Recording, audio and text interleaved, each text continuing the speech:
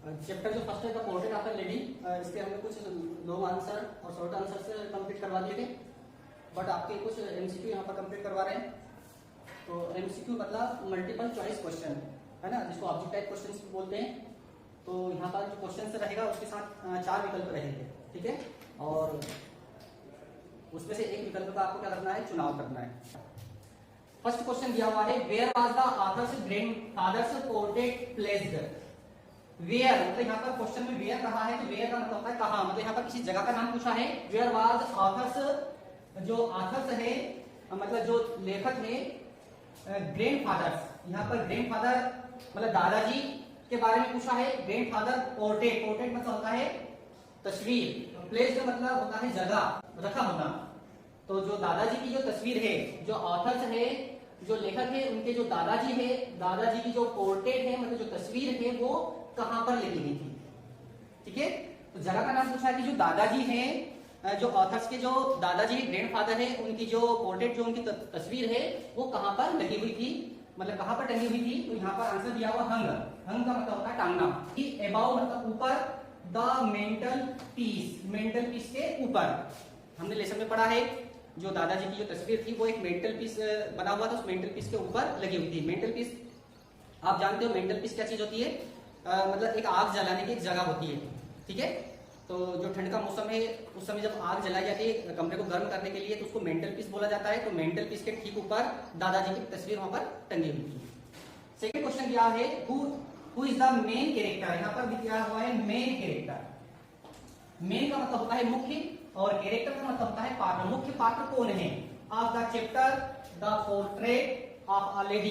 Chapter का नाम यहाँ पर दिया है the portrait of a lady. इसमें जो मेन कैरेक्टर है, मुख्य पात्र कौन है, यहाँ पर हु पूछा, हु मतलब कौन, हु से पता चला किसी व्यक्ति के बारे में पूछा है।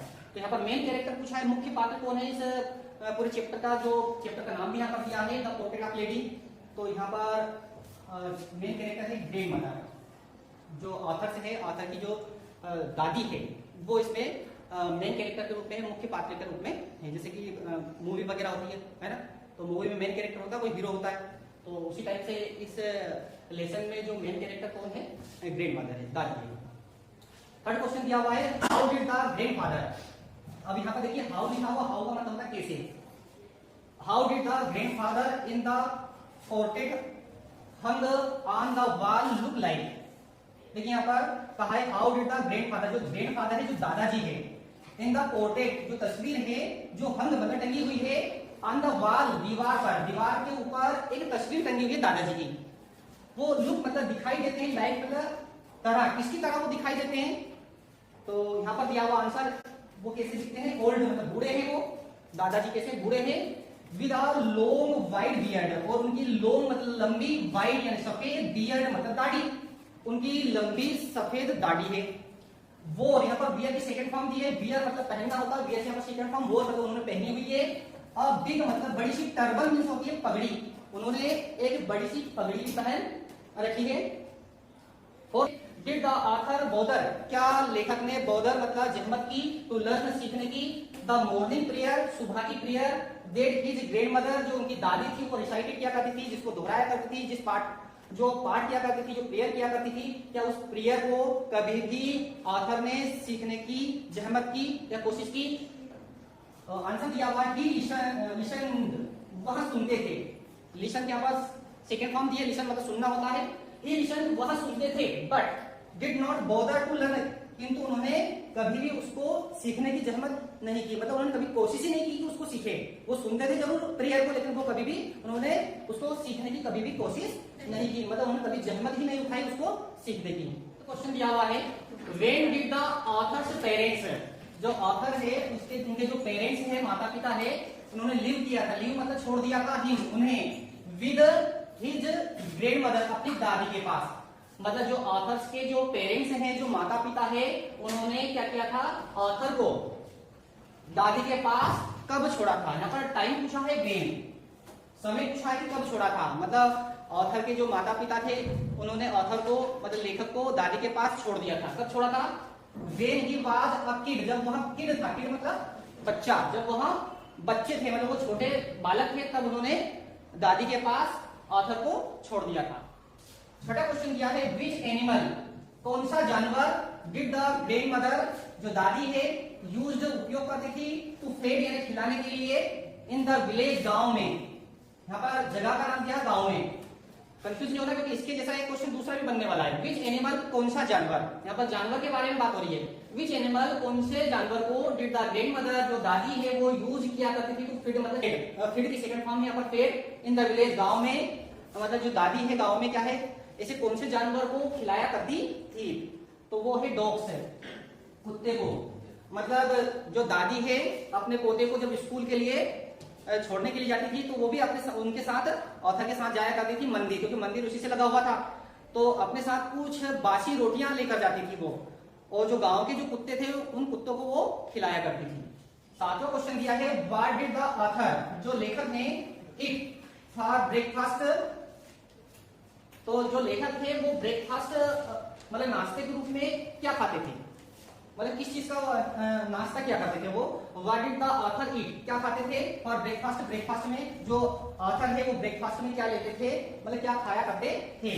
तो आंसर दिया है thick and stale chapatis. Thick मतलब होता है मोटी, एंड स्टेल का मतलब होता है बासी, और चपातीज मतलब रोटियां, मतलब मोटी और जो बासी रोटियां होती थी उनको वो क्या करते थे, खाते थे नाश्ते के रूप में, विद लिटिल बटर, और उसमें उस जो चपाती होती थी, जो रोटियां होती थी उसके ऊपर थोड़ा सा बटर लगाते थे वो, एंड शुगर और शक्कर, स्प्रेड, स्प्रेड का मतलब होता है फैलाना, मतलब रोटियों के ऊपर वो बटर और शुगर लगाकर उसको ब्रेकफास्ट के रूप में लिया करते थे। आठवां क्वेश्चन दिया हुआ है why would grand mother accompany the authors to school.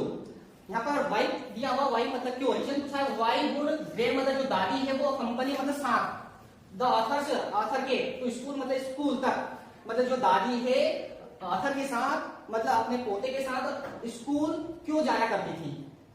Answer दिया हुआ है बिकॉज, क्योंकि ऑफ द टेम्पल, जो टेम्पल है, जो मंदिर है, बिग अटैच वो लगा हुआ था टू द स्कूल, स्कूल से, क्योंकि जो मंदिर है वो स्कूल से ही अटैच्ड था, लगा हुआ था।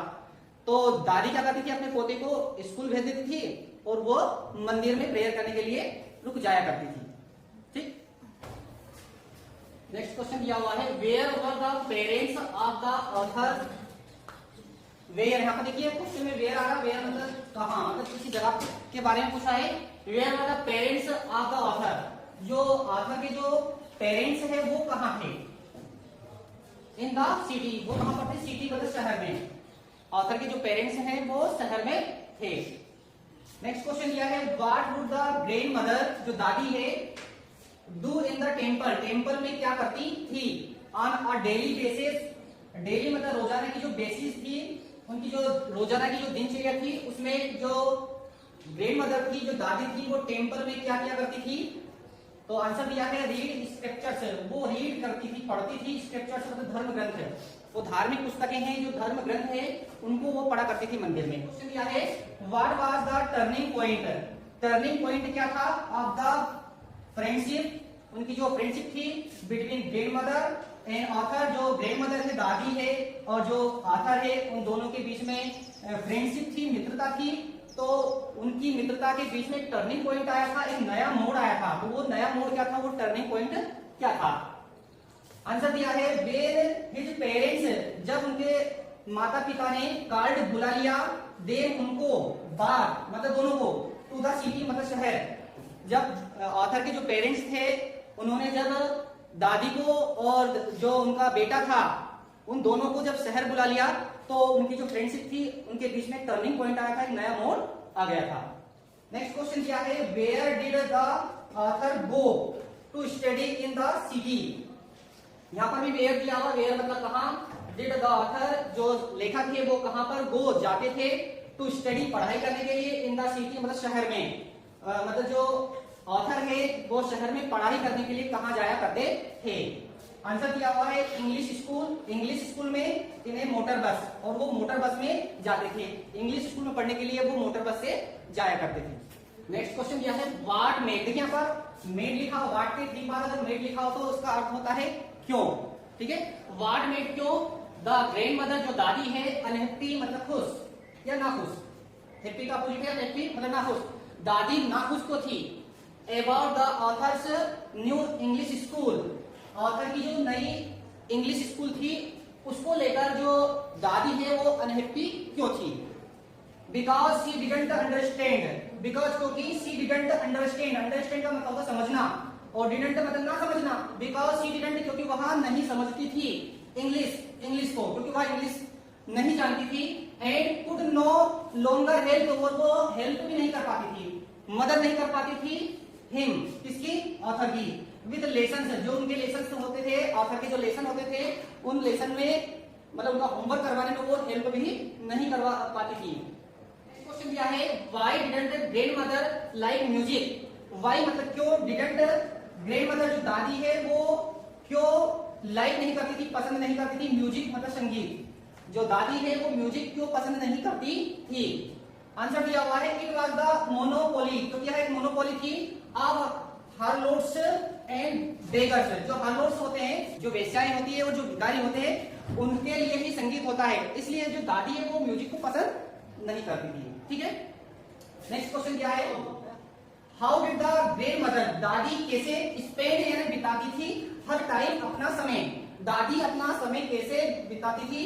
इन द सिटी मतलब शहर में, है ना, दादी है शहर में अपना समय कैसे व्यतीत करती थी? आंसर दिया हुआ है स्पिनिंग द व्हील, वो क्या करती थी? व्हील मतलब वो चरखा चलाती थी, मतलब वो क्या करती थी? सूत काटती थी। स्पिनिंग द व्हील मतलब वो चरखी है उसको चलाया करती थी, पूरा समय चरखी चलाने में वो व्यतीत क्या करती थी। नेक्स्ट क्वेश्चन दिया है हाउ डिड द ग्रैंडमदर, जो दादी है वो कैसे स्पेंड बिताती थी हर आफ्टरनून होती थी। ध्यान दीजिए यहाँ पर टाइम दिया है और यहाँ पर कौन सा टाइम दे दिया? आफ्टरनून, दोपहर वाला टाइम। इन द सिटी शहर में, जो दादी है शहर में जो उनकी जो आफ्टरनून होती थी, जो दोपहर होती थी, वो दोपहर वाला जो टाइम था उसको वो कैसे व्यतीत किया करती थी?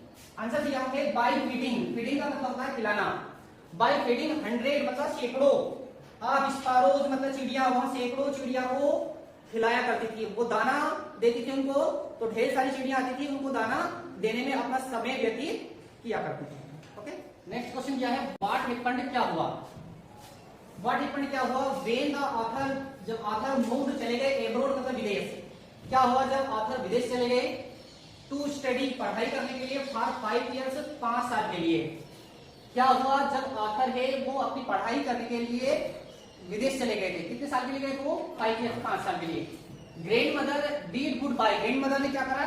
गुड बाय, केवल उन्हें गुड बाय कहा साइलेंटली, चुपचाप, और किसी क्या उनको मतलब चूमा हिज फॉरहेड, उनका माथा, और उनके माथे को उन्होंने किस किया?